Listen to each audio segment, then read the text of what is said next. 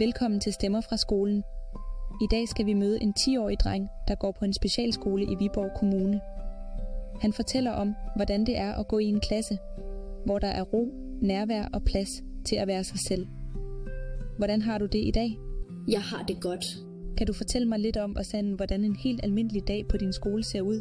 Det kommer lidt an på dagen. De fleste dage laver vi bare dansk og matematik, og efter jeg er taget hjem, laver de billedkunst eller sådan noget. Men om torsdagen, der tager vi enten på tur, laver mad eller har idræt. Hvad er det bedste ved at gå i skole for dig? At være sammen med mine venner og timerne, for det plejer at være hyggeligt. Hvad kan du bedst lide ved din skole? Samarbejdet og lærerne. Hvordan kan det være, at du siger samarbejdet? Fordi hvis der er noget, man ikke kan finde ud af, så er eleverne og lærerne gode til at hjælpe hinanden. Hvordan er lærerne på din skole, synes du? De er meget gode til at finde ud af tingene, hvis der er en, der har det svært. De er gode til at forstå en. Er der noget, de voksne gør på skolen, som hjælper dig, når du har det svært? Ja, de taler med mig og finder løsninger. Sammen laver vi aftaler, jeg kan være i. Hvad gør din skole til et rart sted at være? At der ikke er så mange personer i klassen. Der er ikke nogen, der hele tiden siger, hvis du ikke gør sådan og sådan, så skriver vi til dine forældre. Her er man tryg. Er der noget, du synes, de gør anderledes på din skole end på andre skoler? Ja, de lytter til børnene. De er gode til at lave aftaler med mine forældre.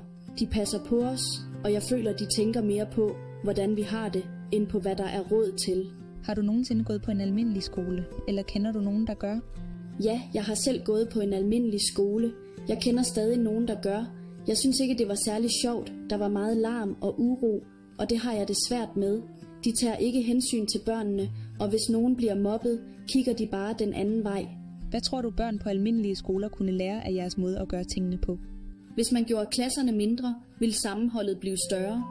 Man kan faktisk lære mere, når man ikke bliver smidt i en kasse, hvis man opfører sig dårligt.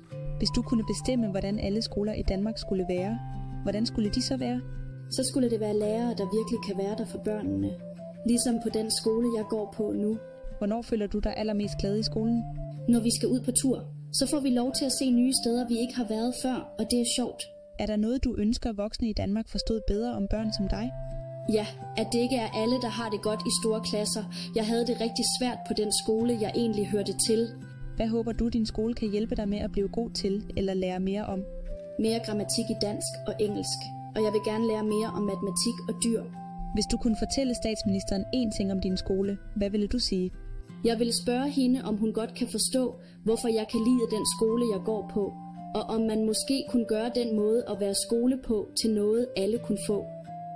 Og hvis jeg kunne bestemme, var Mette ikke statsminister. Et barns stemme kan fortælle os meget om, hvordan skolen føles, når den fungerer. Her på Rensholmvej i Viborg bliver der lyttet, støttet og givet plads. Måske er det det, vi alle kan lære lidt af.